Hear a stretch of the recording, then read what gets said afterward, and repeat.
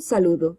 Esta presentación es una síntesis de los planteamientos de Lorenz, Botan y Krebs en torno a la investigación naturalista, entendida esta como el estudio de los grupos en situaciones reales de interacción. La investigación naturalista se contrapone al positivismo en su concepción de la realidad.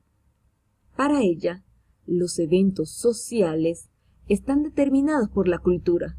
La cultura influye en todo, por eso sus declaraciones son específicas para el contexto de estudio, no son generalizables. Su primera premisa es el naturalismo, que nos dice que los fenómenos deben estudiarse en su contexto natural. Los estudios de laboratorio dejan importantes aspectos de lado, por ello la investigación naturalista no manipula variables, sino que entienden cómo se relacionan los individuos. La investigación naturalista es fenomenológica.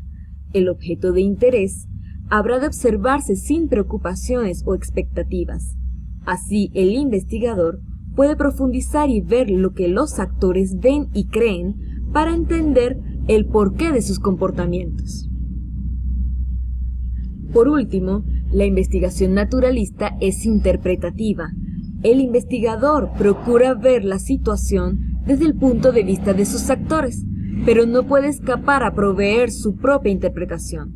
Esta condición es deseable y se une a la interpretación de los actores para enriquecer las explicaciones. Los tipos de investigación naturalista inician con el prefijo etnos, que indican tribu o nación. 3 de ellas culminan en el sufijo grafos, que significa escribir. Por tanto, esta investigación hace referencia al registro de fenómenos que ocurren en grupos sociales. Su primer tipo es la etnografía. Estudia cómo grupos específicos interactúan en su propio contexto social. El investigador se sumerge en el contexto, identifica patrones, símbolos significativos, normas, comportamientos y su significado. La etnometodología, o el estudio empírico de los métodos que emplean los individuos para dar sentido y cumplir con sus tareas diarias. Posee al menos 2 líneas, una basada en el análisis de conversaciones y otra formal basada en el estudio de casos. Por su parte, la etnografía crítica plantea que una interpretación de la realidad no es suficiente. Es necesario construir propuestas con el grupo, especialmente con los considerados marginados. Sus propósitos son la justicia social, la emancipación y el empoderamiento de los grupos. La autoetnografía nace de la crítica al considerar al etnógrafo un ser neutral. En este tipo se reconoce la subjetividad del investigador, quien examina su propia vida y experiencias. Las autobiografías son un ejemplo claro de este tipo de investigación. ¿Cómo se recolectan los datos? Se emplean técnicas interpretativas para dar significado a los fenómenos. Pierde importancia hablar de la frecuencia de ocurrencia de los mismos. Los datos son cualitativos y buscan entender e interpretar la complejidad del comportamiento humano. Un primer método es la observación naturalista. El investigador se dirige al campo y observa a las personas en sus interacciones. Según su nivel de participación, se le considera participante, participante observador, observador participante o solo observador. Este tipo de entrevistas son de tipo inductivo, de lo específico a lo general. Se emplea un formato no estructurado de preguntas abiertas. Pretende entender en profundidad un fenómeno social a través de una intimidad familiar con el actor informante.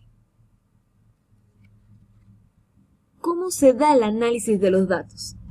En primer lugar, es un proceso continuo, no se da al final, no se espera al final para realizar el análisis.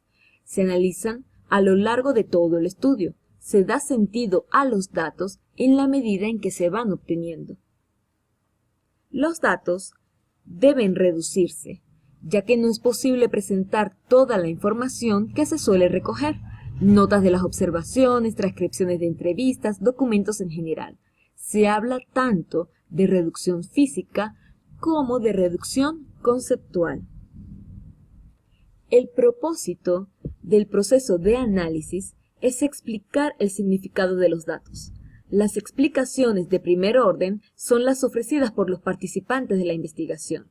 Las de segundo orden las da desde su punto de vista el investigador. Es importante resaltar que en ocasiones estas pueden no converger. En algunos casos, los datos se analizan para hacer desarrollos teóricos. Luego de la revisión intensiva y minuciosa de un caso particular, es posible evaluar dónde y cómo la teoría puede ser aplicada. Contribuye a descubrir otras posibilidades teóricas. Los resultados de la investigación pueden presentarse a través de una historia o narración, también a través de un reporte con una estructura formal y finalmente en un material audiovisual, ya sea documental, pase de fotos, entre otros. A modo de cierre, durante el proceso de revisión se consiguieron documentos de los autores Lincoln y Guba, quienes en los años 80 escribieron acerca de la investigación naturalista. En un libro suyo del 2013 enuncian un cambio hacia el paradigma constructivista, como la evolución natural del término. Gracias por su atención. Estas son las referencias de los materiales consultados. Quiero resaltar que las imágenes se tomaron en su totalidad de Pixabay, un servicio de imágenes libres con permiso de uso sin infringir derechos de autor.